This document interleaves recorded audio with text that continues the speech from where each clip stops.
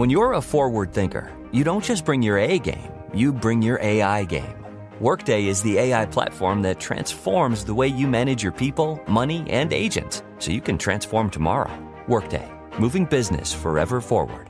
This back to school, hear your teen say something you never thought possible. Thanks, Ma. Come to your Boost store and take home iPhone 15 with its amazing camera and all-day battery for only $99.99. Perfect for back to school. Thanks, Ma. You won't get tired of hearing it. Visit your nearest Boost store.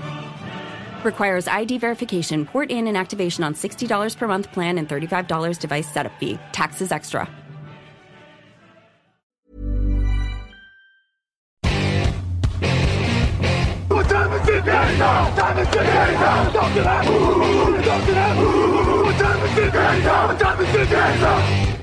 Salut tout le monde, bienvenue dans un nouvel épisode des pastilles de preview Touchdown Actu pour la saison 2025. Je suis Raoul Villeroy, je suis ravi de vous retrouver aujourd'hui et je suis avec Raphaël Masmejean comme tous les jours. Ça va Raphaël ? Eh ben écoute, ça va comme hier, comme avant-hier et probablement comme demain. Et toi, voilà. Comme tu anticipes. Écoute, moi ça va très bien. Ça va très bien parce que je suis content. Alors j'étais très content les jours précédents, mais je suis content de la preview qu'on va faire aujourd'hui parce que donc on part dans l'État de Washington sur la côte ouest pour retrouver les Seattle Seahawks. Et Raphaël, on va dire que Seattle a connu une intersaison intéressante. Est-ce qu'on peut qualifier ça comme ça ? Ouais, on peut dire ça complètement. Oui. Ouais. Vous allez voir, il y a pas mal de choses. Peut-être on peut commencer par rappeler, donc ils sortent d'une saison à 10 victoires et 7 défaites, qui rate de rien les playoffs, puisqu'ils ne se qualifient pas à la défaveur de tiebreakers avec les Rams de mémoire. Et donc ils finissent par pas jouer, mais une saison qui était plutôt encourageante. Et alors, je ne sais pas comment il faut l'interpréter, mais on a décidé de faire table rase du passé à Seattle. Donc, exit Geno Smith, le quarterback qui les avait remis sur les rails, on va pas se mentir. Exit DK Metcalf et Tyler Lockett, les receveurs assez emblématiques de cette équipe. Exit le coordinateur offensif Ryan Grubb. Et quand je dis intéressant, en fait, Raphaël, je dis surprenant peut-être, parce qu'en fait, qu'est-ce qu'on a fait venir à l'inverse ? On a fait venir Sam Darnold, le revenant des Vikings de l'an dernier, et on a fait venir Cooper Kupp. Cooper Kupp que vous connaissez forcément, le receveur superstar des Rams pendant quelques années, mais qui a fini très vite par avoir des pépins physiques et donc qui n'a jamais vraiment retrouvé le niveau qu'il avait eu quand il avait reçu la fameuse triple couronne. Vous savez qui fait de vous le receveur avec le plus de stats dans un an. C'est quoi, c'est yards reçus, passes reçues et touchdown et réception. Ouais. Voilà. Donc un des meilleurs joueurs de la ligue à l'époque. Et aujourd'hui, on fait venir ces deux-là pour remplacer les joueurs que j'ai cités précédemment. Raphaël, j'ai déjà une question pour toi.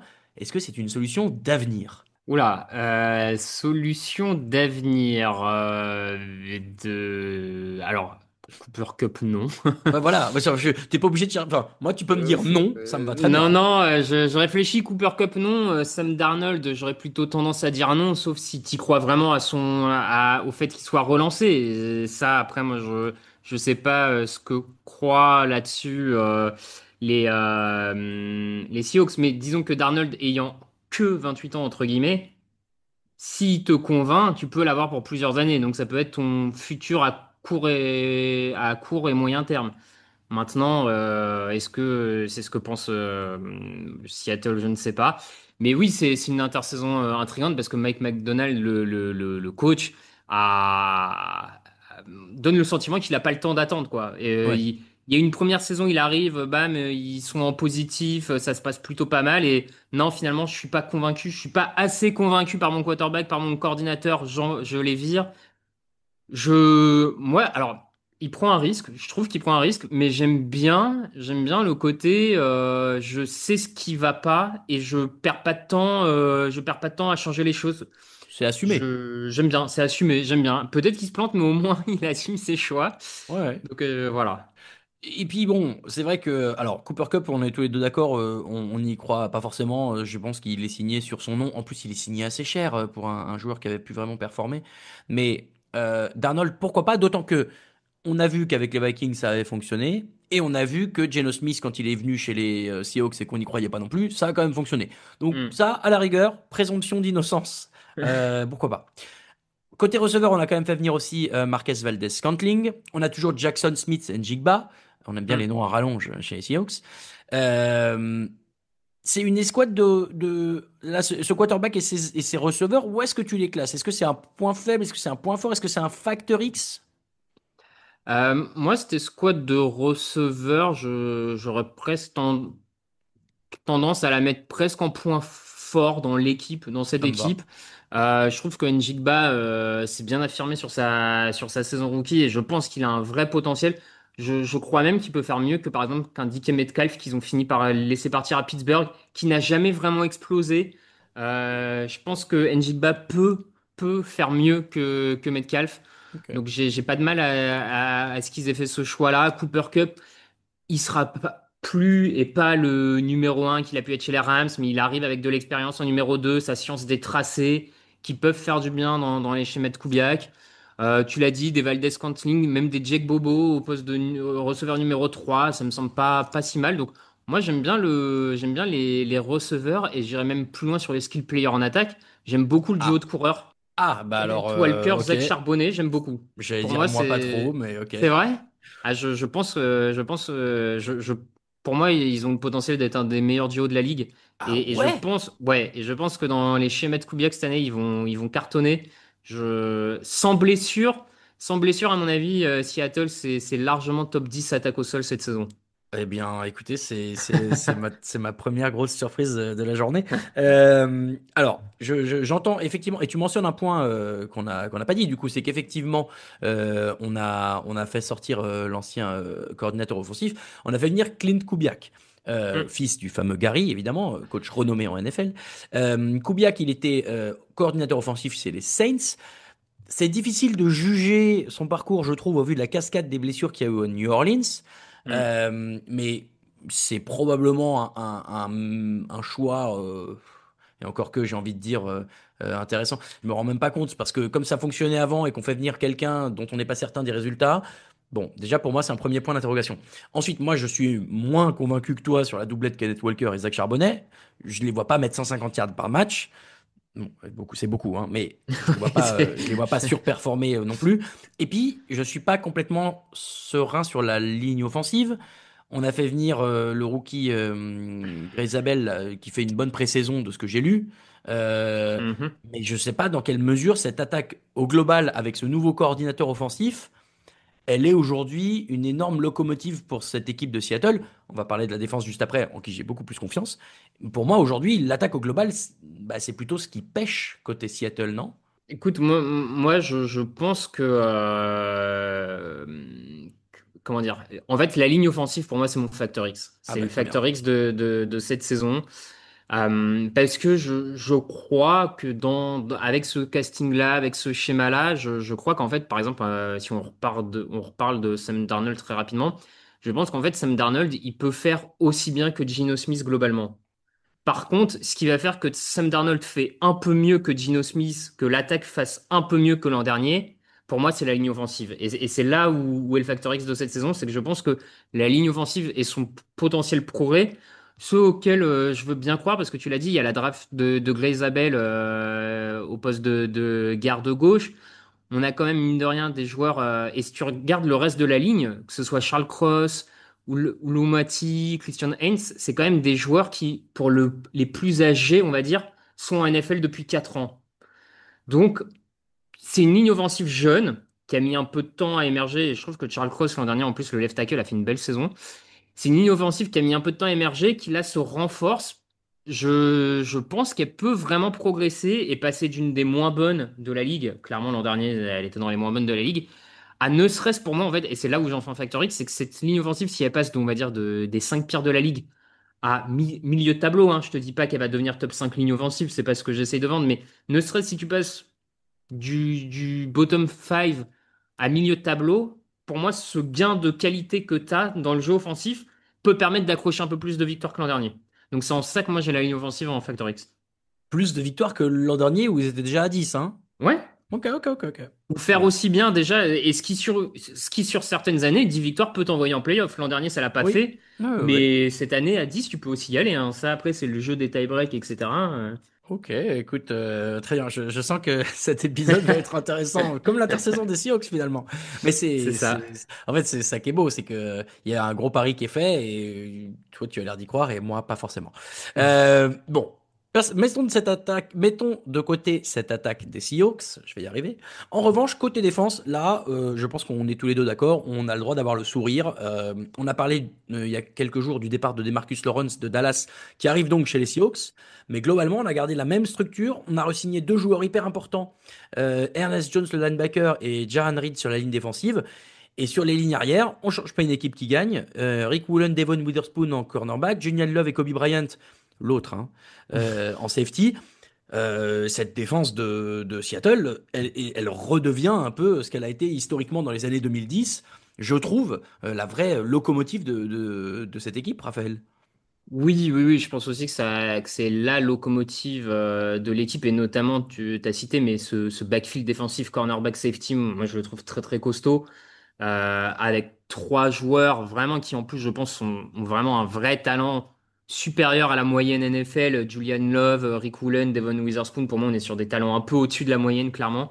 Et donc, elle est à la fois des talents individuels, elle est bien coachée parce que Mike McDonald était le coordinateur, donc l'entraîneur en chef qui est arrivé l'an dernier, était le coordinateur défensif des Ravens avant.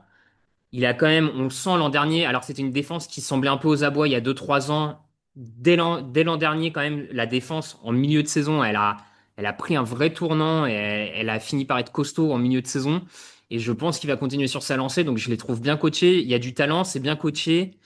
Je te rejoins, c'est une défense qui pour moi est un point fort et peut encore s'améliorer dans l'année 2, on va dire, de McDonald's. Le seul, si vraiment il fallait être pointilleux, le seul défaut que je lui trouve, c'est que je trouve qu'il lui manque encore un pass rusher numéro un Oui, vrai, un oui, top de oui. top. Il lui manque un gars qui est capable de faire ses 10 15 sacs quasiment tous les ans. Ouais, je suis assez d'accord.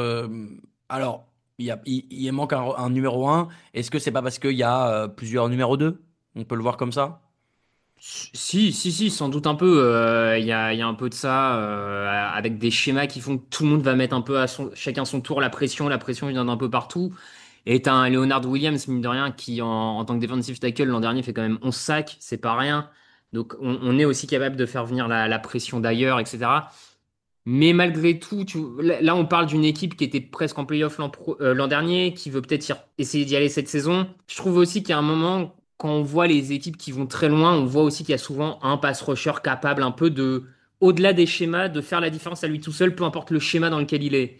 Et je trouve que pour le moment, on l'a pas à Seattle et que ça pourrait être quelque chose de limitant plus tard. Oui, oui, bah non mais c'est effectivement les grandes équipes ont toujours un grand joueur qui peut un peu tirer cette escouade défensive.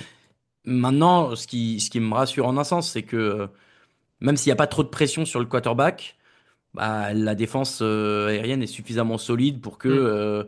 même les plus grands soient embêtés. Donc, bon, finalement, c'est un point faible, mais qui est très compensé par un gros point fort de cette défense-là. Donc, pour le coup, voilà, moi je l'ai dit en préambule de cette présentation de l'escouade défensive, c'est une vraie belle escouade et c'est un gros point fort.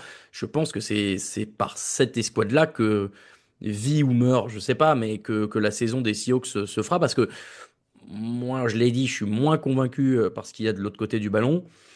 Donc, bon, à voir ce que ça va donner. Justement, qu'est-ce que ça peut donner? Ils n'ont pas le calendrier le plus dur parce que ça joue la NFC Sud. Ça joue l'AFC Sud, là, cette saison, du côté de la NFC Ouest. Alors, oui, les autres équipes de la division, bon, il y a quelques points d'interrogation quand même. Donc, bon, c'est pas impossible. Maintenant, en fait, c'est bizarre parce que en préparant cette émission, je les ai vus relativement bah, un peu en dessous de ce qu'ils ont fait l'an dernier. Et puis, bah, plus je parle de la défense et plus tu me dis que l'attaque est pas mauvaise, plus je me dis que pourquoi pas ne pas refaire un petit 17 comme l'an dernier. Ouais, ouais, ouais. Moi, je les ai à 10 aussi. Je les vois faire comme l'an dernier. Ce qui, pour moi, serait déjà presque une victoire par rapport à tous les changements et les Oui, risques pris en attaque. oui, oui. De refaire aussi bien, ça serait presque une victoire en soi. Donc, je les revois à 10. Et après, est-ce que cette fois, le tiebreaker sera en leur faveur? J'en sais rien. Oui. Mais je les revois à 10. Le scénario kata pour eux, de toute façon, c'est que Sam Darnold était complètement surgonflé, je trouve pas le mot, mais Surévalué. ouais, surévalué et que tout ce qu'il a fait, c'était grâce à Kevin O'Connell du côté des Vikings. Et que du coup, tu te retrouves avec le Sam Darnold des Jets. Et là, par contre, on passe dans une autre dimension en termes de bilan. On retombe. Mais si c'est pas le cas, moi, je les vois faire aussi bien. Ouais, on peut passer dans une autre dimension où on joue sur une ville côtière où il y a un peu de vert sur le maillot aussi. Ouais, ouais, je vois très bien, je vois très bien la dimension dont tu parles. Ouais, je sais pas, je leur souhaite pas, Non, ça mais serait tu un peu vois, triste. moi je m'étais, honnêtement, hein, au début sur mes notes, j'avais mis 8-9, voire 9-8, mais pas plus. Et bon, là, c'est vrai que, ok, 17, mais. Ah, ouais. Tu vois, au moment où tu as dit le Sam Darnold, c'était que du Kevin O'Connell, bah, moi, c'est quand même un peu ma théorie, hein.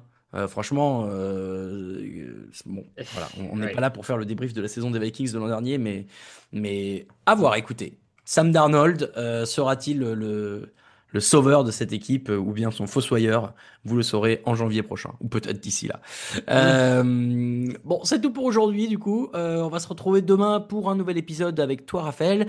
Et on retournera du côté du froid, du côté de Chicago et des Bears.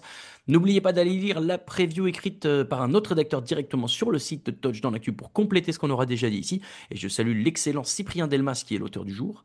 De toute façon, vous le savez maintenant, l'actu de la NFL avant, pendant, après la saison NFL, tout le temps, c'est sur tdactu.com. Donc foncez-y. Raphaël, merci beaucoup. Avec plaisir. Et on se retrouve demain pour un nouvel épisode. Ciao!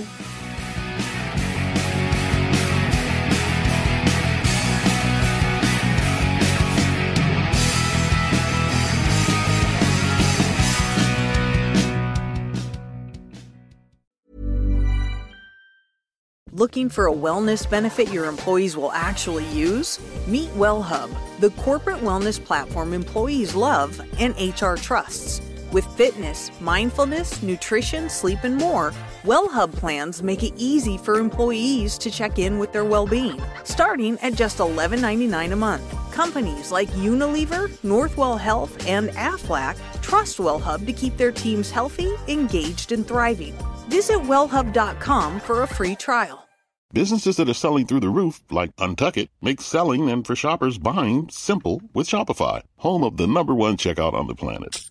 And with Shop Pay, you can boost conversions up to 50%. Businesses that sell more sell on Shopify. Upgrade your business and get the same checkout Untuckit uses. Sign up for your $1 per month trial period at shopify.com/podcast free. All lowercase. Go to shopify.com/podcast free to upgrade your selling today.